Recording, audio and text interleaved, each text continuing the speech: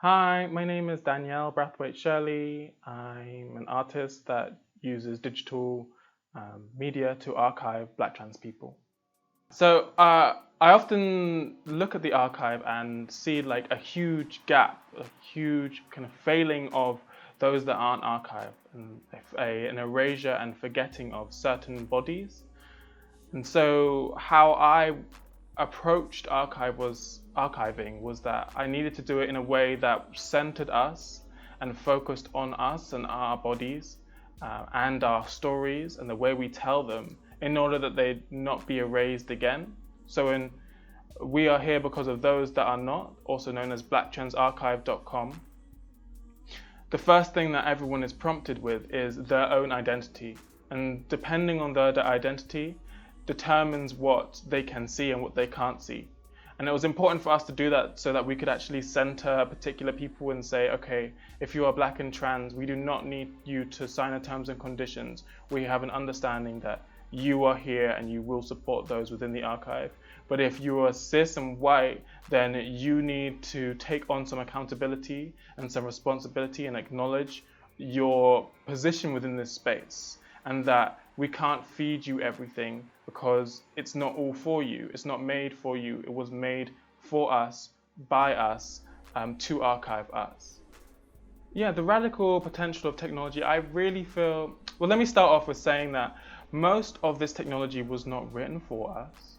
We weren't in the codes. The code isn't written for us to even to understand. But we may have been there when building the machines, and the parts may have come from the countries we are from. And so there's so many references to us and also away from us. But the thing with technology is that you can always take it apart and put it together in the way that suits you and your community's needs. And so I often see within structures that aren't supportive of like Black people as a whole and Black trans people especially, there often are outreaches where people make their own offshoot. So an example for Facebook isn't exactly like a Black trans archive, but Black people make groups on Facebook to make communities and to build those communities, which often can be taken offline and become actual physical places or physical meets. It's like a catch-22. It's strange because there's such a breadth to show Black people because it's so accessible. Everyone mostly has a phone, so can take a picture of themselves and post on Instagram to show that they do exist. But on the other side, the admin isn't really controlled by us. We don't have control over the admin or the servers. And so because of that lack of control, there might be a lack of us being recorded and existing in the future online because we can easily be deleted. Something I think a lot about digital spaces is that they allow for a real kind of foundational building. So from the bottom up, it can be supportive of a particular person. And which is something that physical spaces often don't allow because we need money and access and time to like set up this physical space. And a digital space can have very strict rules of who's in there, and as well as like guidelines that people have to follow. And also you don't have to leave your house. It's super easy to get in. And something I always think about in digital spaces is foundational building, like what is on the surface level at the most bottom before anyone writes anything, in order for that space to be productive for those that are involved. And then you get like this growing of this community that one is international because the internet has been based nowhere, but also can have conversations that we find difficult to have in actual spaces because it's not often that you get a chance to set up a space that is centering particular people, and that conversation will also stay there. Often the conversation won't stay there, or you have a limited amount of time. But on the internet, you can forever have that conversation. That forum is forever open to add to. And so over the years, it will change and change and change. And also something that's also good online, everything is constantly changing and people have to reassess themselves constantly. And you can also protect yourself a bit more easily online because you can do that changing. And another thing is that I've met most of my Black trans people that I know online.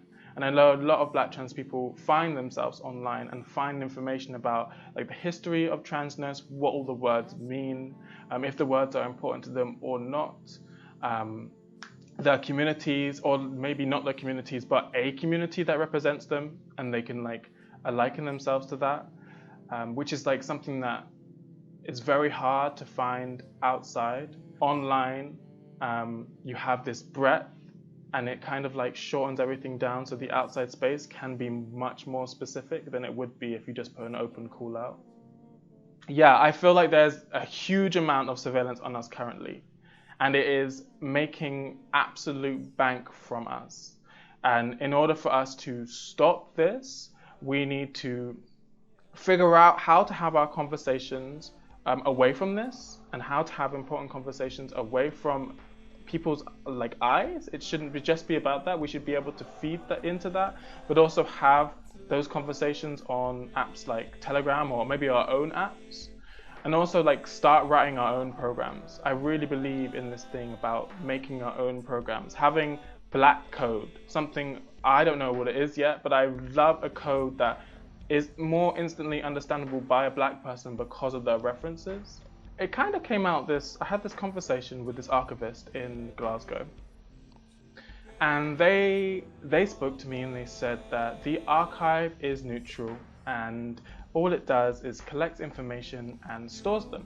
And I asked them, okay, well then why do these archives have such gaps? And it kind of like occurred to me at that moment that these archives are so based on what this individual wants, whoever sets this archive up wants, that like I couldn't trust them. I could not trust them. I could not be like, will be recorded, I'll just wait for the archive to do it. I just didn't believe that.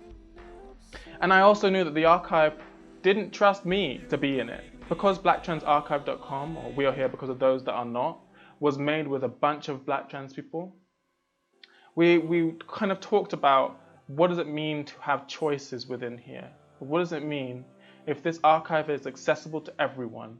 What do we need to put in place in order to make sure that your information is secure, but at the same time that these people can't see your experience and kind of view it as a touristic thing and view it as something just to take from and consume? We were very aware of like Black and trans tourism. We ended up kind of settling on this video game format, that this way that it's kind of like a multiple choice archive that makes sure that when your choices that you take on the outside of the world, the choices that you have been making before, come into this archive and affect what is actually visible to you and what you can access. And so that's why we kind of settled on a video game format, because I didn't actually know of any other format which would allow this to happen. And because I was a quite big gamer myself, that it just seemed a very kind of good fit for accessibility. You can play it with 3 buttons and you just click. It's very easy. You don't have to like troll through a big list. But at the same time, it does allow for a limitation of certain options in terms of people viewing it, and as well as like a challenge directly to you. I can ask you a question and you have to answer it. And if you don't, the archive does not continue. And I like that kind of, that the audience has to put in a bit of work for them to get something out. It's not passive, it's very active.